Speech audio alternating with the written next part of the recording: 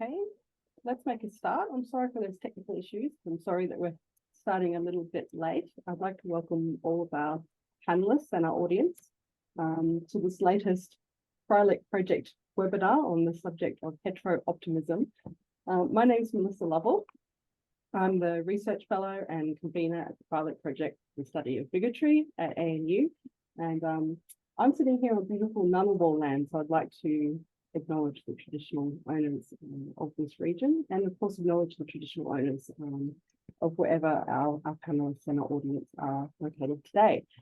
Since we're running a little bit late, what I might do is just let everybody introduce themselves, and we'll just hop straight into the presentation part of this session.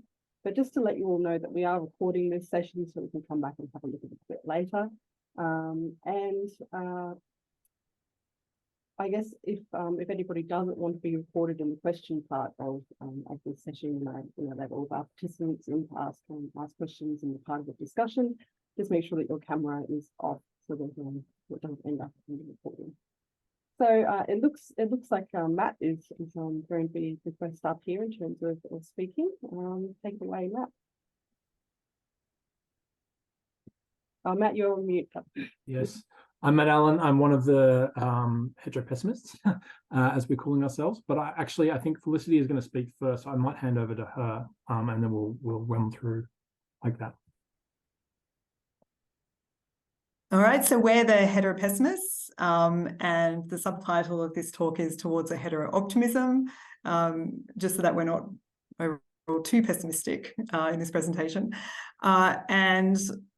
We consist of 4 scholars, Dr. Jennifer Hamilton, who works in English and Literary Studies at UNE, we're all at UNE, myself, Felicity Joseph, I'm in philosophy, Dr. Matthew Allen is in history, and Dr. Christina Kenny, who can't be with us today, she's in sociology and post-colonial studies.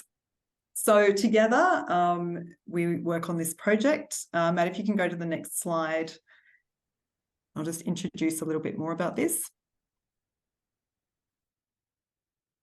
So the term heteropessimism was actually coined by this scholar, Asa Seresin, who's a gender and sexuality scholar based at the University of Pennsylvania. And in 2019, she wrote a really influential article called On Heteropessimism. Heterosexuality is nobody's personal problem. And the New Inquiry, and there's a link there. And in it, she coins and defines this term. And I think this is perhaps the most relevant part that kind of encompasses in a short way the meaning of this term. She calls heteropessimism a mode of feeling with a long history and which is particularly palpable in the present. Heteropessimism consists of performative disaffiliations with heterosexuality, usually expressed in the form of regret, embarrassment, or hopelessness about straight experience. So all 4 of us scholars were part of a feminist reading group at UNE. And when we came across this article, we were excitedly sharing it with each other. And it seemed to capture a lot of the themes we were interested in and point to perhaps a new lens through which to view issues of gender and sexuality. This sparked a joint interest in forming a project based on this concept. And it led to us interviewing other people who were working in related areas.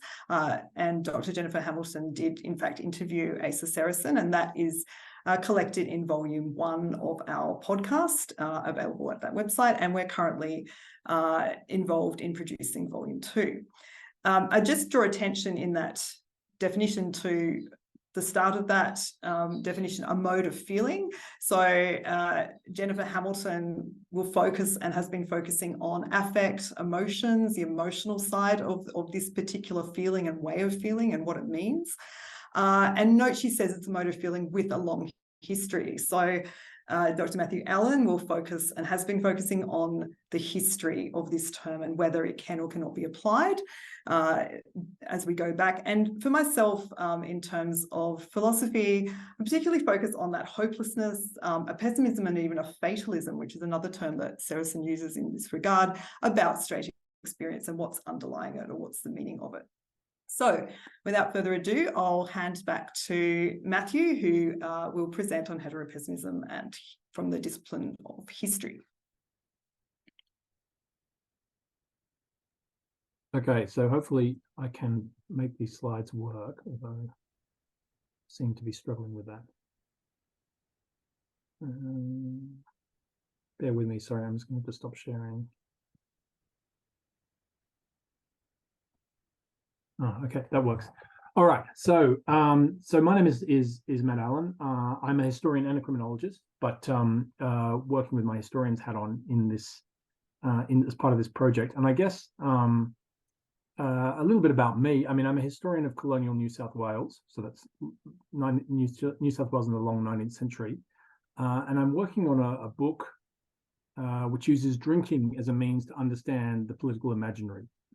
So you'll see some of that reflected in what I'm going to talk about today. I'm particularly interested in using alcohol as a way to think about political ideas, but also in this context of this project about gender relations and sexuality. This image here, which is dirtiest, this is in fact the Prince Regent, or soon to be king, or just become the king, George IV, and his wife Caroline throwing mud at each other. And the reason I've chosen it, it's a fascinating moment in history for a whole series of reasons. The divorce proceedings that the king tried to initiate with his wife became highly politicized in all sorts of ways, but it's also a very public moment in which people are pessimistic about this marriage. The king believes and claims publicly that his wife has been having an affair, which she has, but everyone is very skeptical about this claim from him because everybody knows very well that he is also having an affair. So they're seen throwing mud at each other very publicly. So it's a moment in which public skepticism about this particular relationship, at least, is very widespread in British culture and takes on a lot of political meaning as well.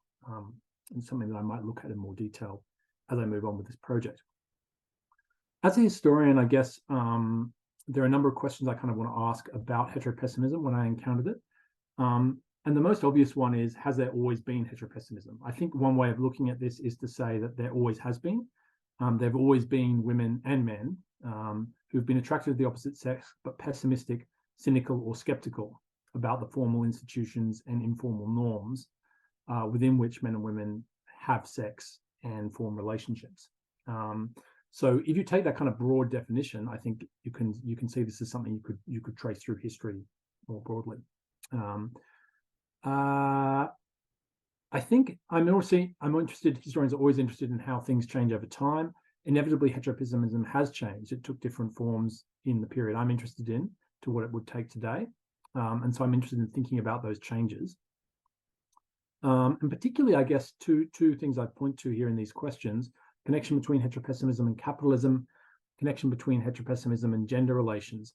To what extent is the way that people are pessimistic about heterosexuality today related to modern political economy?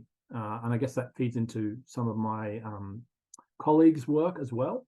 But I think there's a fundamental connection there, which is important to unpack. And also, obviously, gender plays a huge role in how and why people think about their sexuality and their sexual relationships, and the pessimism that they may express towards them. The final question is another one that's probably only interesting to historians, but I'll just mention it anyway. Is it anachronistic to apply the concept of heteropessimism to the past? I guess I think it is anachronistic, but I think the anachronism is inevitable and justified. I think if we try and practice a history in which we can't apply new concepts to the past, we're limiting ourselves to thinking in the way that people thought at the time. And I think that limiting is unfortunate, but it's important that as a historian, I'm conscious of the fact that this is an anachronistic concept and careful about how I apply it. People are obviously not calling themselves heteropessimists in the 19th century. Okay. So I'm particularly focused on colonial Australia in the work that I've done so far for this project. And I guess when I teach students about colonial Australia, I say there are two defining features of colonial Australia: stolen land and forced labour. And both of them shape gender relations and heterosexuality, and therefore have something to do with how heteropessimism may have worked in Australia. So one really important point to bear in mind is the huge gender disparity in colonial Australia. These are figures for New South Wales only, but in 1830, less than 30% of the population was female. In 1840, it was about 40%. In 1850, it was about 40%, and it only reached parity in 1950. So gender disproportion fundamentally shapes the way that men and women relate to each other, and shapes sexuality in colonial New South Wales and colonial Australia. One of the things that it did is it commodified women, made women a very desirable commodity and a hard one for men to access. And so it became a mark of status to have access to women in the early colony. It also, as feminist historians have argued, empowered convict women. It's actually an interesting feature of early New South Wales that a lot of women weren't married, but lived in effectively de facto relationships and moved around to different partners because they had a kind of power within the market, the sexual marketplace, if you like. Marriage is promoted as a civilizing institution for convicts, and it becomes the key to kind of a respectable domestic ideal in the second half of the 19th century. So this is a pattern that you see across the 19th century world, particularly associated with kind of Victorianism. But it's not the only way that marriage operates. The image I have here is of a digger's wedding. So this is after the end of convictism. So from 1852, at the time of the gold rush. And there's all this concern in this period about the way that gold is empowering people, working class people, to suddenly get rich and what they're doing with their money. So I think these images, and there's actually a whole series of images of diggers' weddings, where diggers would come to Melbourne to get married and then go on a spree and blow all their money on alcohol, are really telling about kind of class-based, gender-based concerns about how the sexes are relating to each other. I think it's really noticeable in this image that only the men are drinking, although there are other images like this where women are drinking as well. But that also probably says something about the gender roles that both sexes are expected to play in this period. Also, I mentioned the frontier and stolen land is also an important feature of the way that gender roles and sexuality play out in colonial Australia. Sexual assault on the frontier is a huge cause of frontier conflict. And the fact that there are so few women on the frontier, meaning that men often take Indigenous women for sex, exacerbates misogyny, and it kind of underlies the sort of genocidal eugenics of breeding out the colour that emerged in the 20th century. So it plays into a lot of aspects of the racial history of Australia as well. Broadly speaking, though, I think in the 19th century, domestic masculinity becomes hegemonic in colonial Australia in the same way that it does across most of the British world and much of the 19th century world. But it's challenged by a kind of frontier or legendary masculinity that's more explicitly heteropessimist. And I want to turn to that now because I'm particularly interested in that in relation to this project. So an image here of three men dancing together. This is quite a famous image. I've seen it. It's actually used to be painted on the wall of a pub in Armidale. So people have seen it around, and it's become a kind of archetypal image of gold rush era Australia. But it's interesting because it shows men socializing together in the absence of women. The only woman in the image, the only woman often in these kinds of spaces is the barmaid behind the bar. There are no women in the pub. And there are probably not a lot of women around in the rural area where this is taking place on the frontier. So one of the most influential works of history in the 20th century is Russell Ward's Australian Legend, published in 1958, which famously celebrates a kind of iconic larrikin masculinity, the kind of masculinity perhaps illustrated in this image, as essential to Australian identity. And what struck me when I started thinking about heteropessimism is that this Australian legend is implicitly, but often explicitly, heteropessimist. What it celebrates is a kind of fraternal mateship over domestic marriage, and it idealizes a kind of freedom from feminine restraint. You see this especially in the iconic writers of the Bulletin School in the 1890s, who are often depicting marriage as a like a ball and chain, a constraint on male freedom, and celebrating, idealizing this kind of masculinity that emerges in the bush in a culture in which men are usually only associating with other men, partly because there are no women around. Now, I think the irony here is that the reality of frontier life is also pessimistic in a different way. In fact, observers of drinking culture and the problems with alcohol that emerged among bush workers in the 19th century often talked about how these men are effectively in a kind of state of anomie. They're condemned to bachelor lives because there are no women. And so they're drinking as a coping strategy to cope with the difficult conditions that they experience in the bush. If you actually read Henry Lawson's work, it's kind of evokes a lot of that spirit. He celebrates mateship, but mateship is a coping strategy because life on the frontier, in the bush, is tough for men. So I'm interested in the way that heteropessimism is linked to the idealization and the reality of fraternal mateship, how it feeds into kind of pessimistic views about the possibility of heterosexual coupling.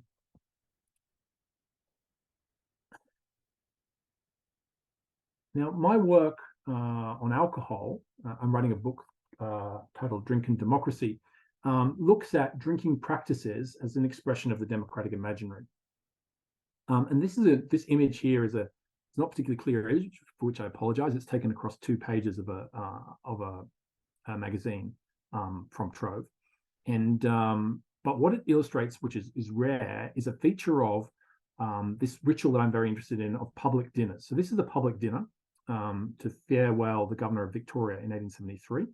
And what you see here is the public is comprised entirely of men. There are these tables. I think there are about 700 men invited to this dinner from all across the colony of Victoria. These tables of men sitting here to dine, the high table at which the governor is seated and various other dignitaries who will give speeches. And the feature of these dinners is toasting, so that they will give a toast to a particular individual and then give a speech accompanying it. All of the people in this public are men, but watching from the gallery are an audience of ladies. So the ladies can come and watch this performance of public, the public sphere effectively, but they don't participate in it. So it's a ritual that speaks to the very heavily gendered nature of colonial democracy. A performative political ritual that inscribes gendered citizenship. Similarly, I'd argue that the public bar that we see in the previous image is also, or can be, a kind of model of democracy. The public bar is a space in which everyone is welcome, everyone has a right to have a drink, everyone has a right to have an opinion, but in fact only men get to be in that space, often through legal regulation that prevents women from being there, but more commonly just through a norm, which means that women are not welcome in those spaces, except behind the bar. So again, you see a very heavily gendered public space. I'm interested in this kind of gendered drinking culture and in what it can tell us about our politics.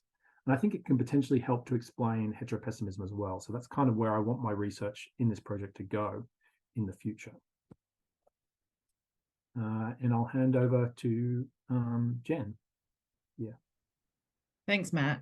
As you were speaking, I realized we have all of these nifty pictures that explain heteropessimism that we share with each other on a WhatsApp group. And we neglected to include them here in the characterization of what heteropessimism is. But one of the ones that I thought that I just put in here, like in terms of the contemporary ubiquity of this affective expression, is like it's like you can get these matching T-shirts and matching cups for heterosexual couples that say Mr. Right and Mrs. Always Right. And it's kind of got that, and that like it's commodified in this kind of cheap gimmicky way, which I feel like is an index of its ubiquity in culture. So yeah, so we're, as Felicity flagged, we're all approaching this from a slightly different disciplinary perspective. I'm hired here at UNE as a lecturer in English literary studies, but my research is in environmental humanities, specifically feminist theory, as it kind of intersects with contemporary environmental questions. And one of the things that I'm most interested in that zone is the question of care labor, as a kind of way of addressing climate catastrophe. But then the problem of care labor being kind of, on the one hand, radically devalued in the economy, but on the other, kind of culturally undesirable. Although it's kind of valorized, it's not, debates around gender divisions of labor like are full of resentment around care. The current debate around this, the current kind of way of addressing that resentment is tradwives and kind of just adopting traditional quote unquote traditional homemaker positions. And so what I'm trying to do is chart a path through this quandary and rethink care in the context of environmental crisis, but not kind of ignore the baggage that comes with care labor, historically, politically, socially, and kind of in an embodied sense. So I was fortunate enough to interview these two fantastic scholars as part of the project to help me start to move into this space. One, I guess, from an explicitly political economic perspective, and the other from an affective perspective. So Sophie Lewis is the author of Abolish the Family, a manifesto for care and liberation, which is not about abolishing care or even abolishing kind of small groups of people who look after one another, but abolishing what she calls the privatization of care and the way that it has increasingly found its kind of rightful place in the domestic sphere. And this kind of comes off the back of generations of privatization as well and the erosion of the welfare state.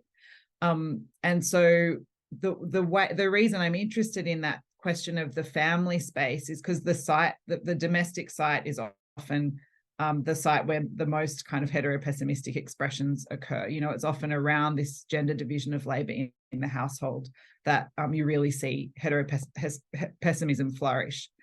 On the other side, Samantha Pinson-Risley recently graduated from Emory Women's and Gender Studies at Emory University in the United States with a dissertation called Misogyny, a Condition, Feminism, Heteropessimism, and the Self, where she was really interested in thinking about misogyny specifically as an affective state, not just kind of as gendered violence or as an expression of inequality, but actually as an embodied affective state. And the links between that and heteropessimism, which is something that Seresin flags. And through that approach, that affective approach, Pinson-Risley kind of argues that we can actually get more traction on the bigger political economic questions. Without the affective piece, we're sort of missing something in the debate. And so these two thinkers really helped me kind of get a handle on this question of care labor, both from a political economic perspective and an environmental perspective. Matt, would you be able to change the slide? Another aspect of this for me is the idea of heteropessimism as an anesthetic affect. And this concept comes from the queer theorist Lee Edelman, and Seresin picks up Edelman in his 2019 article that Felicity referenced before. Heteropessimism is not a desirable state, nor is it like a viable liberatory politic, but instead it's an, quote, anesthetic feeling, a feeling that aims to protect against over-intensity of feeling and an attachment that can survive detachment. So I think this kind of idea of heteropessimism, not as a useful political position, but as a kind of cultural habit that is stifling other expressions and other debates, gives rise to the question of what other feelings could heteropessimism be anesthetizing, and on what terms and with what methods can we understand and know those feelings. And it's sort of through navigating the political economic questions and the affective questions that I think we can kind of come to an understanding of what these things are. So Matt, would you be able to move to the next slide?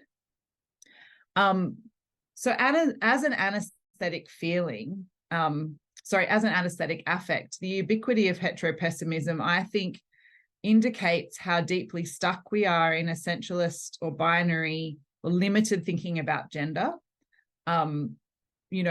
in so many different ways in the present. I think this is evidenced by the proliferation of gender critical feminism and the push for sex-based rights. It's like, how do we get out of these impasses? One way is to kind of double down on the gender binary, double down on the idea of, fundamental sexual difference between male and female. And the ubiquity of het-pess as an anesthetic feeling. It's like there's a dearth of critical tools to think through heterosexuality and its future that are kind of evidenced by this pessimism, I think. It's also, I think, connected to the privatization and commodification of care and the financialization of housing, which puts pressure on the family to deliver basic needs. Like, it's hard to have an existential reckoning about your identity, about how you feel about things if you're struggling to kind of meet your mortgage payments, pay the grocery bills, all of these things. Like these kind of, it's like putting on your own, what do you call it? The oxygen mask first before you can actually start to think about these bigger questions. So you kind of revert to norms. So it's kind of connected to these political economy questions. But in addition to the structural barriers, as I kind of flagged in relation to the first bullet point here, this has come up in the interview with Seresin, in the interview with Lewis, that heteropessimism reveals a lack of creativity in relation to delivering care and making home otherwise. Like the logic of the heterosexual family, the homonormative family even, kind of colonizes our imagination. And although that family is structurally supported and deserves structurally support, it's difficult to kind of break out of that and imagine new ways of delivering care that are viable for the caregivers as well. And then I guess it also invites curiosity about what bigger feelings are being suppressed. And for me, this leads to the need to develop a more dynamic understanding stemming from like recent work that's bringing queer theory and political economy together, of how localized issues around housing and work relate to the expression of gender and sexuality. And so finally, I just want to bring this together in relation to the environment. So the final slide, Matt. This is where I'm sort of still joining the dots, and I'm putting together a story for our next volume of this podcast. We need a kind of radically pluralized vision for sexuality and care in and for the future, because cutting environmental humanities research reveals how central care work and making kin of all kinds to expand care networks is to solving the environmental crisis. Like there are quite, obviously we need technological solutions like transition away from fossil fuels and to kind of reduce consumption and change kind of the economy. But at the end of the day, it's sort of about how we meet our basic needs, which does relate to care. This involves care of one another and care of country. Meanwhile, het-pess is stuck on inequity in the gender divisions of labour and a desire for liberation from care. So we need to sort of bring these conversations together. And to break out of this impasse, people need viable alternative futures, both interpersonally and in terms of the planet. We need to engage in a creative reckoning around the value of care while simultaneously making it easier and possible for people to meet their basic needs. And so for me, where I'm going with this is really kind of trying to hold the environmental and the kind of domestic together in a critical way. And the concept of heteropessimism is really useful for me to get leverage on all the complexities involved. I'll hand over to Felicity. Oh, thanks, Jen. So I'll be focusing on what the relationship might be between heteropessimism and misogyny. As we saw in the first slide, as Seresin defines it, it involves a mood, a feeling, but that feeling can reveal a lot to us about what's going on in the world. And in philosophy, I specialize in existentialism, which uses the word mood. And for the existentialists, the term like mood doesn't refer to merely a passing feeling, but rather a fundamental experience through which you can see the structure of the world. So, for instance, anxiety will reveal the world to you in a particular way. So I'm interested in how this mood of heteropessimism reveals something about the structure of the world as we live in it. Of course, assuming that, wanting to believe that this can be changed, but why people might feel like it can't be. So as part of my part of the project in the original volume of the Heteropessimists, I interviewed Professor Jane Ward at the University of California, and she's author of the book, The Tragedy of Heterosexuality. And I'd focus on that word tragedy there. So when we say something's a tragedy, it actually means it's not just that we're doomed, we can see we're doomed. We can see the people are going to die in the end, and there's nothing you can do to stop it. So it's a kind of way of looking into the future, knowing it's going to be bad and having to kind of endure it. And this sense of doom, basically.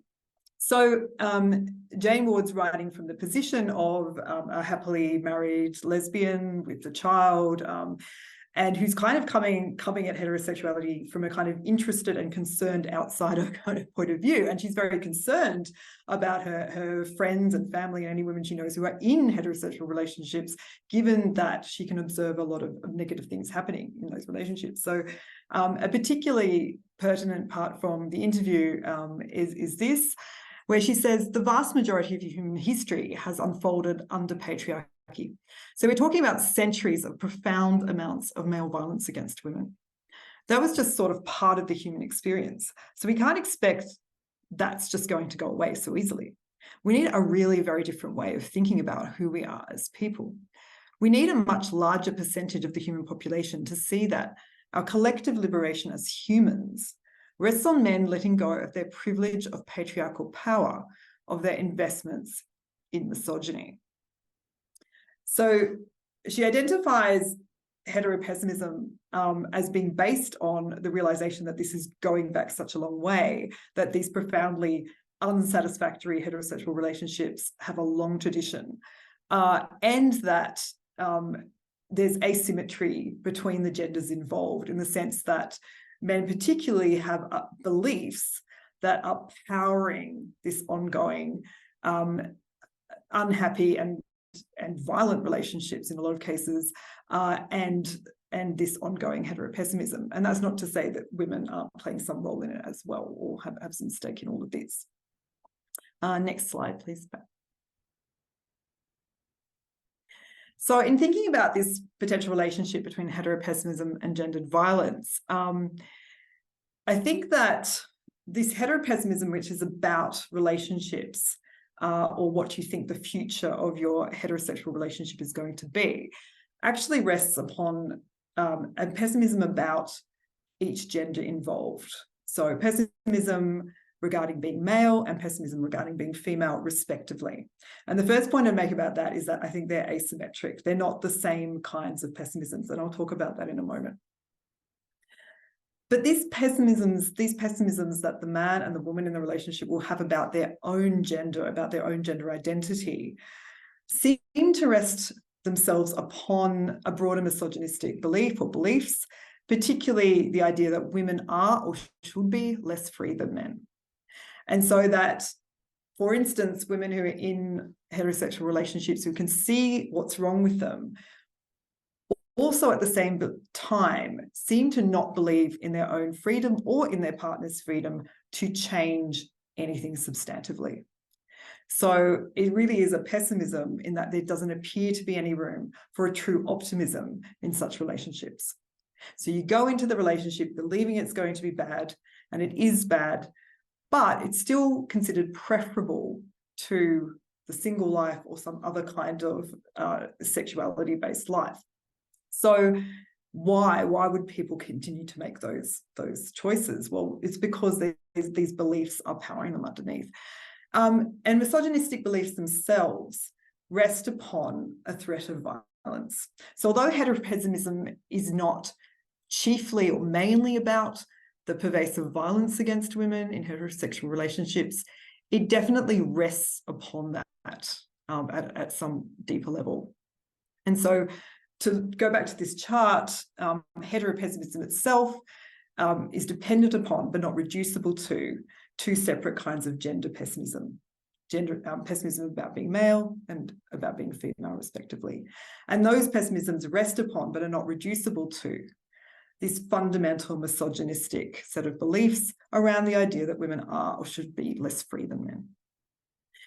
And men who have been brought up with this particular kind of pessimistic belief about their own gender will feel that if women are too free, if women constrain them in any way, if they can't be the dominant one, then they must resort to some kind of violence. And there's this threat of violence underpinning everything. And then, of course, there can be actual violence that happens.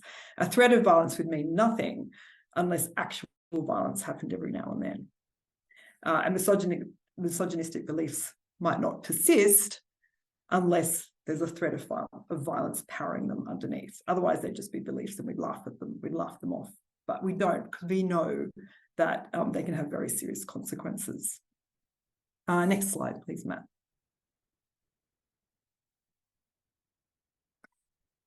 So to unpack that a little bit more, I mentioned that these two types of pessimisms are asymmetrical, although there are some similarities. So pessimism about being male and about being female, both of them hold a sense of fatalism, being doomed about relationships, a belief that they are doomed to be in unhappy relationships.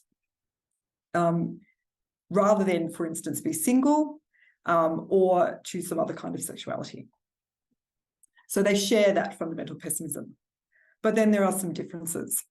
So I think to refer back to the claim Jane Ward makes about this fundamentally underlying misogynistic belief, men are brought up to have a pessimism about their ability to always be the leader, controller, provider, or savior of women in a relationship. So they're brought up to have this ideal of being in a relationship with a woman, a heterosexual relationship, but needing to be in control, to be the leader. But knowing at the same time that women seem to exhibit at least some kind of freedom. And so the potential to control them completely will always be under threat. So there's an associated deep fear. And I think this is a deeper emotion that perhaps everyone's trying to anesthetize themselves from, of their partner leaving, which would undermine their role as leader or controller. A fear that female freedom will emasculate them, that is, will literally destroy their gender identity as leader or controller. So if that's essential to your gender identity, then to be in a relationship with a woman who's equally free or more free than you is going to literally just take away your gender identity. You will no longer be a man. On the other hand, pessimism about being female, there's a pessimism about her ability to assert herself or demand change for the better from her male spouse. So you see this in lots of popular memes. These are, pop culture expressions of heteropessimism that on the surface seem to be about relatively small things to do with household labor, but actually reveal some deeper things going on. So for instance, this one, if I pretend like I'm trying for long enough, my girlfriend will get frustrated and do it for me. A very cynical kind of view that all men are basically wielding weaponized incompetence, but also the idea that this is not going to change. This is just how they are. So the woman may have a belief that she's doomed to complain ineffectively. She complains, she shares memes, perhaps with some of her female friends. They get together and complain about how their husbands are hopeless and useless and don't help them enough, rather than communicate constructively. And why? Why not communicate constructively? Well, a belief that they're doomed to forever be reactors to action rather than be actors themselves. So to take that final act of leaving or saying, no, enough is enough, or having an ultimatum, it just doesn't get to that point. Next slide, please, Matt.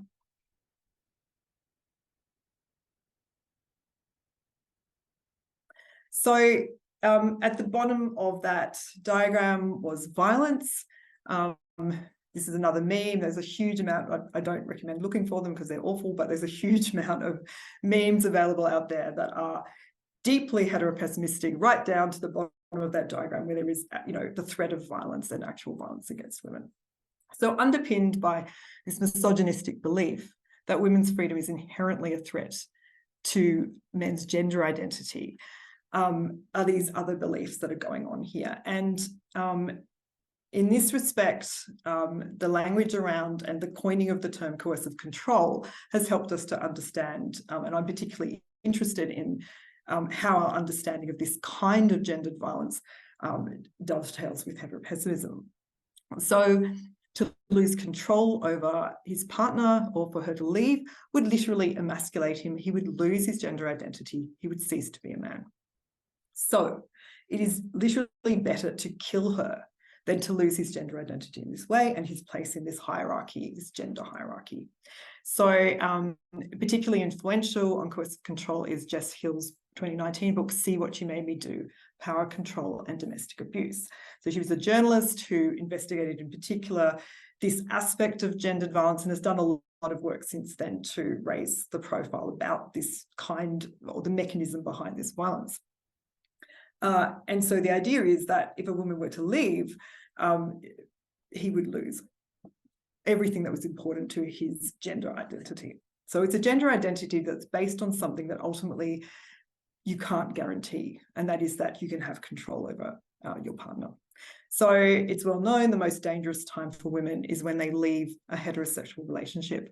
And so the register of women killed in gendered violence, Counting Dead Women, which is run by the organisation Destroy the Joint, that not only compiles the number of women who have been murdered in Australia, but also has short descriptions of the circumstances. And when you look at the vast majority exhibit the characteristics of coercive control.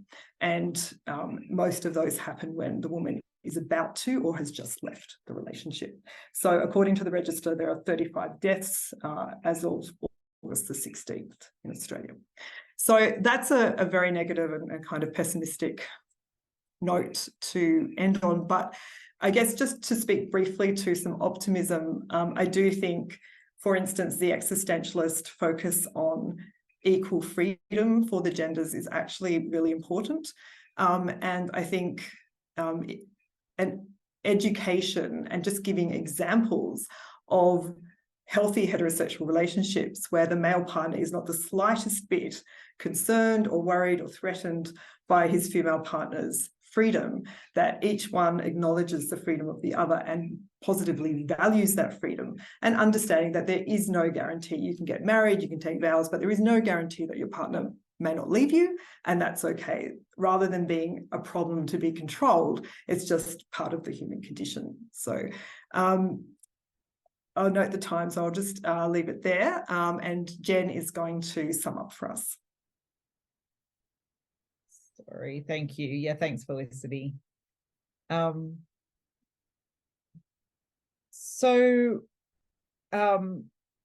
What's next? One of the things I hope we've been able to show is how tricky it is to do critical heterosexuality studies and not kind of just revert to normative assumptions. And so what we're trying to do here is keep a lot of balls in the air.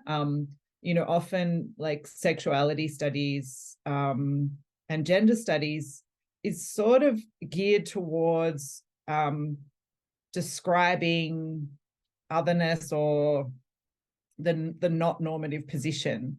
So there's a proliferation and kind of decades of really fantastic studies from like gay and lesbian studies that became queer theory, trans studies, like feminist theory, and so on. That's kind of got decades of inquiry.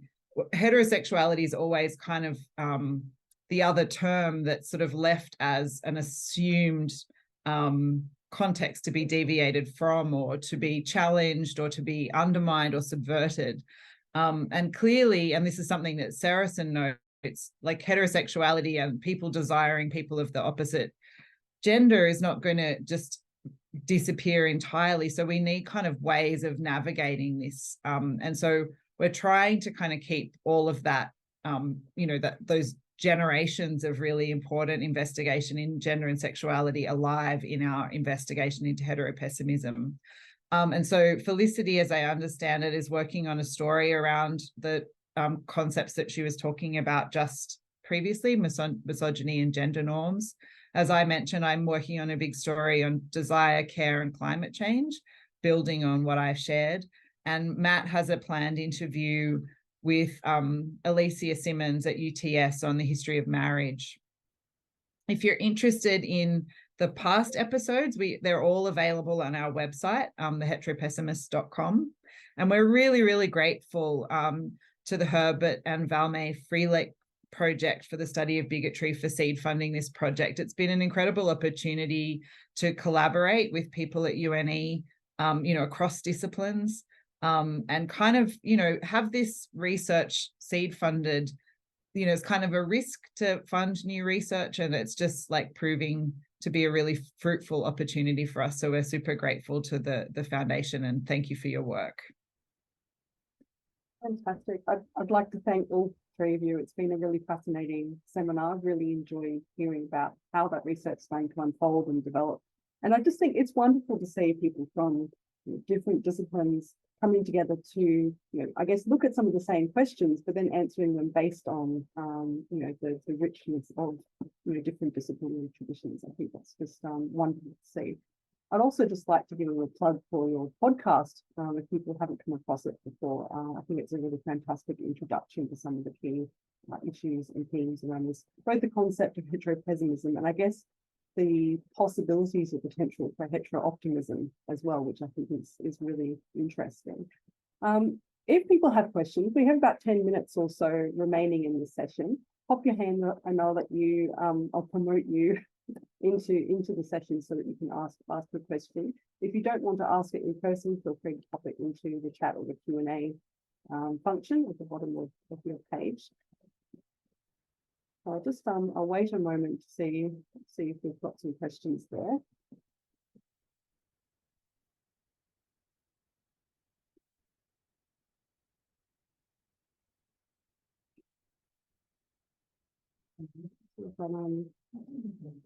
Here. Hi. Oh, can you hear me? Yes. Yes. We can hear you. Thank you for that. I've never heard about these terms. And I was interested to listen because I wondered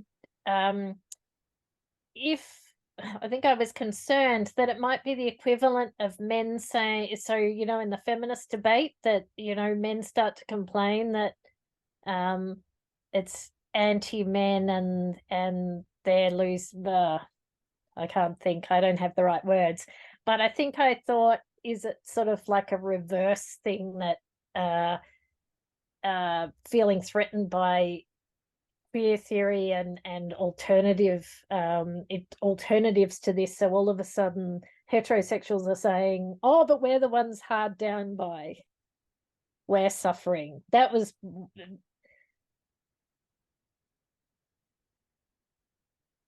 does that make sense? Yeah, I mean, well, just because I'm unmuted, but Felicity and Matt might have something to add. We did write a conversation piece, and it was like really sort of went as viral as a conversation piece can go. Like, it was one of the most kind of read pieces in the month that it was published. And of course, people commented, and the conversation, you do put yourself out there as a bit of a target, I think, for comments. And a lot of the comments we got were along those lines.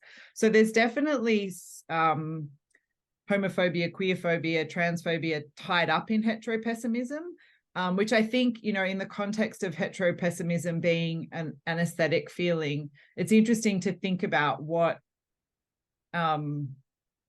other feelings that might be stifling, and I think I think that there could be envy caught up in that type of response, because it's like, there is a freedom to questioning the norm and a joy in exploring what you truly desire. And heterosexuality doesn't have that tradition, in the same way that gay and lesbian, queer, trans culture has that, by virtue of those subject positions having to kind of come out and explore themselves. So there is a little bit of that, I think, caught up in heteropessimism. I don't know.